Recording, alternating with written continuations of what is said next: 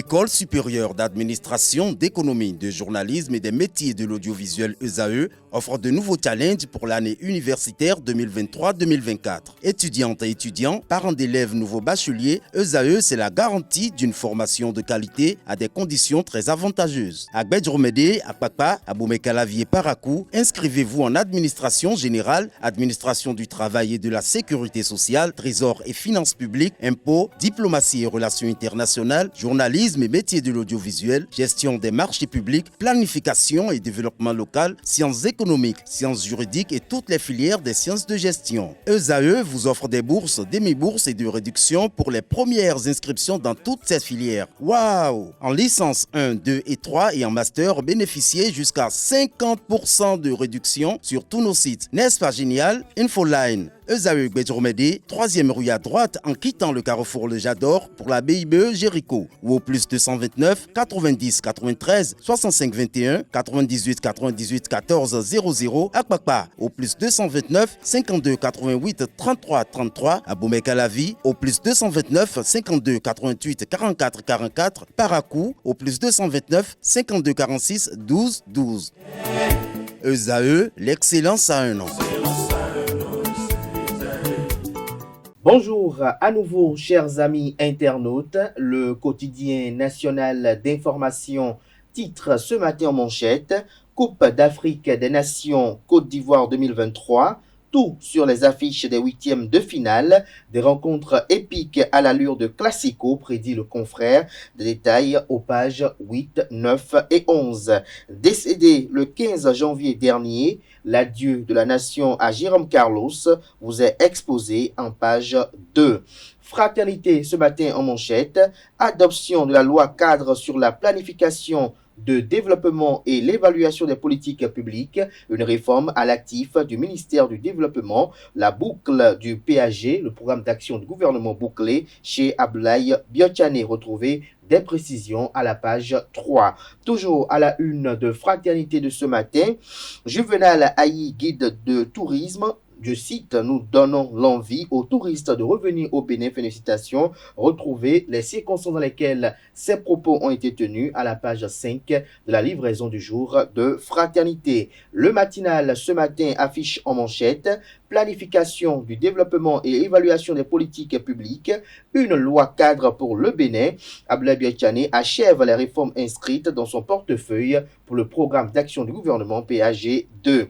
Les députés ont examiné et adopté à l'unanimité plusieurs projets de loi le mercredi 24 janvier 2024 au Palais des gouverneurs de Porto Novo. Un retient l'attention et mérite qu'on s'y attarde car il consacre l'achèvement des réformes qui sont inscrites dans le portefeuille du ministre d'État chargé du développement et de la coordination de l'action gouvernementale, nous apprend le matinal ce matin à travers sa manchette avec une photo de l'intéressé. Enseignement supérieur et recherche scientifique, débat autour de l'éthique dans les universités, des précisions en page 4.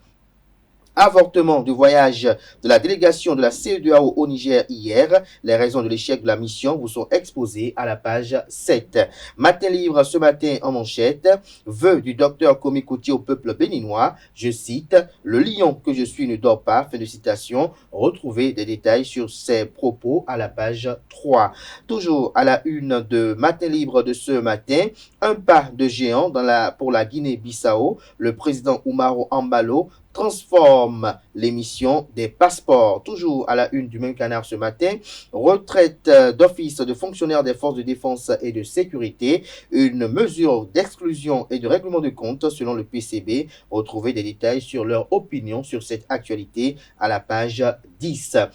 Le Béninois libéré ce matin manchette parle de confusion entretenue par Augustin Tovalou autour du jugement numéro 45/2009. Le document peut être remis en cause à tout moment. Nos sincères excuses aux magistrats Romaric Azalou, Olivia Rumbo et Gabriel Roussa. Que comprendre de ce titre, c'est à retrouver dans les colonnes de la livraison de ce 26 janvier 2024 de Le Béninois libéré.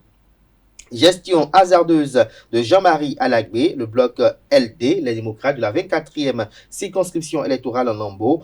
Tout a été fait pour donner le sourire, nous apprend le journal. Le potentiel, ce matin en manchette, adoption de la loi cadre sur la planification du développement et sur l'évaluation des politiques au Bénin. Abdoulaye Biotiane, un manager qui assure le développement durable. Des précisions sur le titre du confrère dans les colonnes de sa livraison du jour.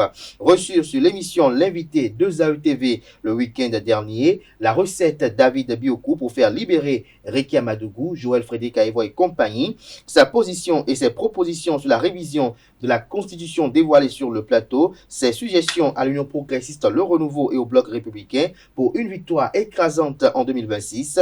L'ancien parlementaire réitère son soutien ferme au président Patrice Talon, fait observer le Canard. Toujours à la une de Le Potentiel de ce matin, forces armées béninoises, des centaines de militaires envoyés à la retraite d'office. Le matin en manchette, fin de mandat présidentiel en 2026, entre ses réelles intentions et diverses suspicions, Talon tranche. Info matin à présent, première édition de la fête identitaire Fofo Diakahoué, le comité d'organisation prêt pour un événement inoubliable. Libération libère ce matin en manchette, imminente révision de la constitution du Bénin de 2019, Richard Boni Ouourou donne un blanc-seing mais reste éveillé, alerte le peuple. Les réformes capitales ne doivent jamais être le monopole d'un seul parti, d'une seule administration. Le président du mouvement libéral pour une révision concertée avec le peuple, par le peuple et pour le peuple. Règlement de la crise politique au Niger, le ministre Cheikh Adjali Bakari joue les bons offices. Le quotidien, l'événement précis ce matin manchette parle de mission d'une délégation de la CEDEAO au Niger. Les militaires au pouvoir interdisent l'arrivée de l'envoyé de Talon. Les raisons vous sont exposées à la page 2. Toujours à la une de l'événement précis de ce matin. Suite au décès du célèbre journaliste Jérôme Carlos, inhumé à Porto-Novo après des hommages mérités. Suite au décès du célèbre journaliste Jérôme Carlos, inhumé à Porto-Novo après des hommages mérités, l'intégralité des hommages du professeur Adrien Ouanou et Jacques Ayadji à retrouver aux pages 8 et 7.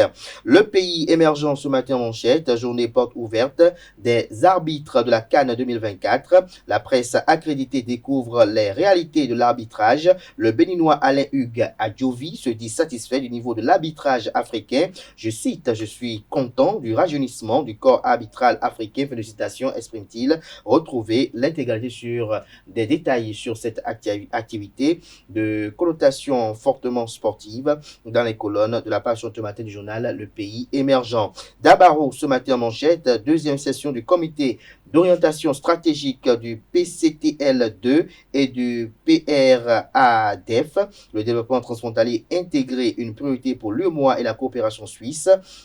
Le journal nous apprend que le vendredi 19 janvier 2024, la troisième session du comité d'orientation stratégique du programme régional d'appui à la décentralisation financière et de la phase 2 du programme de coopération transfrontalière locale a eu lieu à Cotonou. Cofinancé par la Commission de l'Union économique et monétaire ouest-africaine UEMOA et la coopération suisse, le COS est chargé de la conduite stratégique des deux programmes tout en veillant à la pertinence des activités avec les objectifs de développement au niveau régional.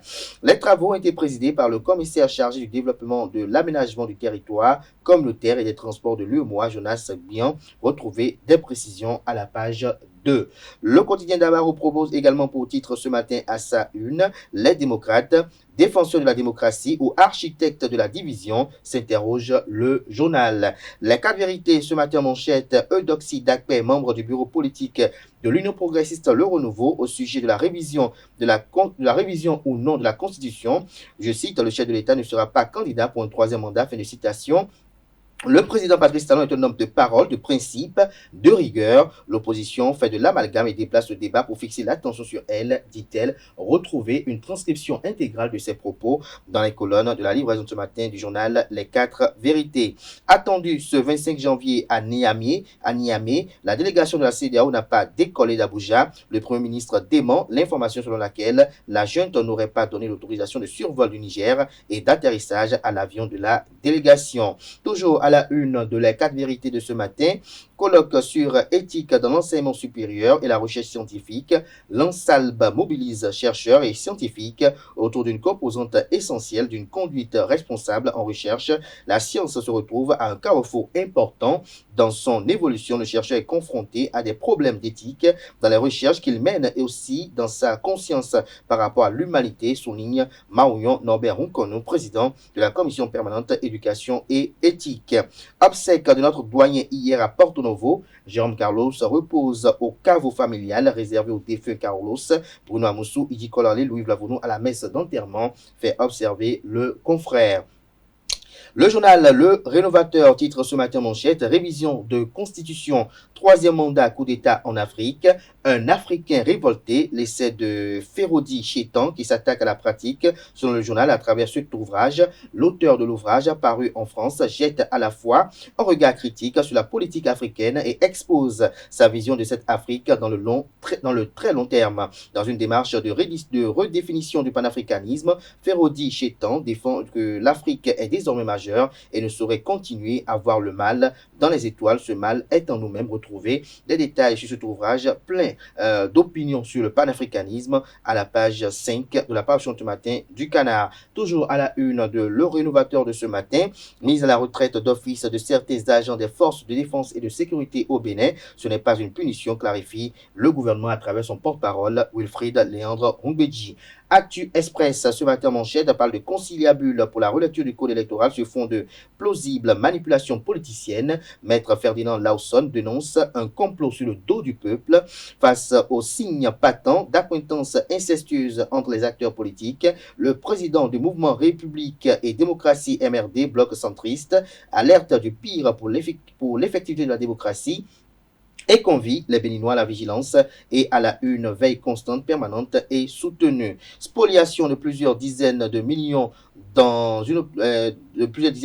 opérateur économique. Un maire du plateau au banc des accusés prétestant avoir remis les sous à un défunt opérateur économique. L'autorité communale joue au Django à la République. Comprendre de ce titre, c'est à retrouver dans les colonnes de la livraison ce matin du journal qui propose également comme autre titre à la une ce matin: révision du code électoral et hantise généralisée d'une inopportune et hasardeuse révision de la Constitution.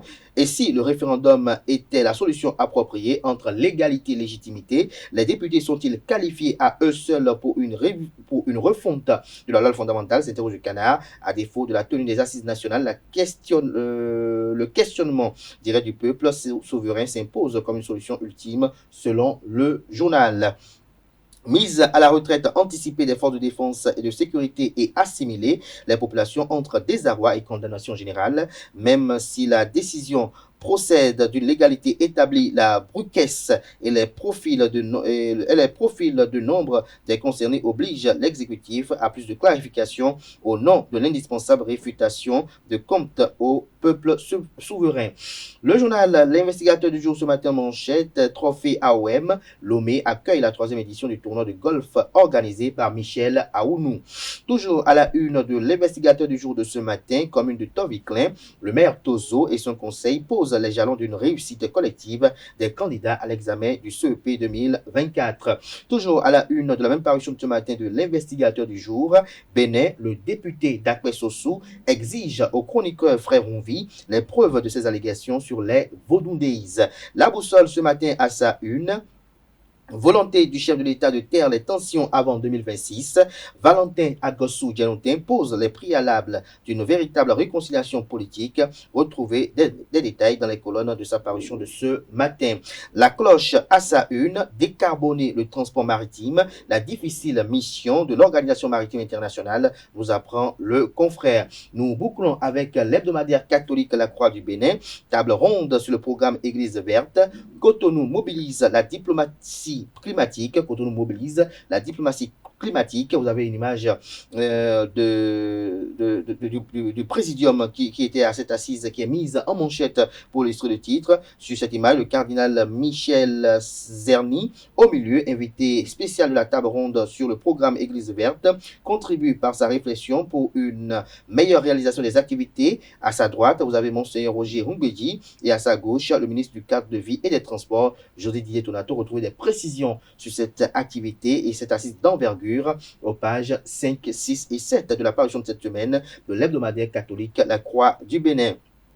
À la une de cette parution de cette semaine, archidiocèse de Parakou, environ 130 prêtres à l'Assemblée provinciale de l'UCB. Les détails en page 4. 5e édition du dimanche de la parole de Dieu, soutenir la diffusion de la parole de vie, des précisions en page 7. Le numéro 1744 du 26 janvier 2024 de la Croix du Bénin a également pour titre à sa une, Flash, Porto Novo, les obsèques de Jérôme Carlos. Un zoom est effectué à la page 11. Ce sera tout pour la présentation de quelques titres parus ce jour dans la presse locale. Les quotidiens sont disponibles dans les kiosques, également accessibles en ligne pour ceux d'entre eux disposant bien évidemment d'un site internet. Place à présent au bulletin matinal d'information qui est présenté ce matin par Nonsérine Fatoumbi.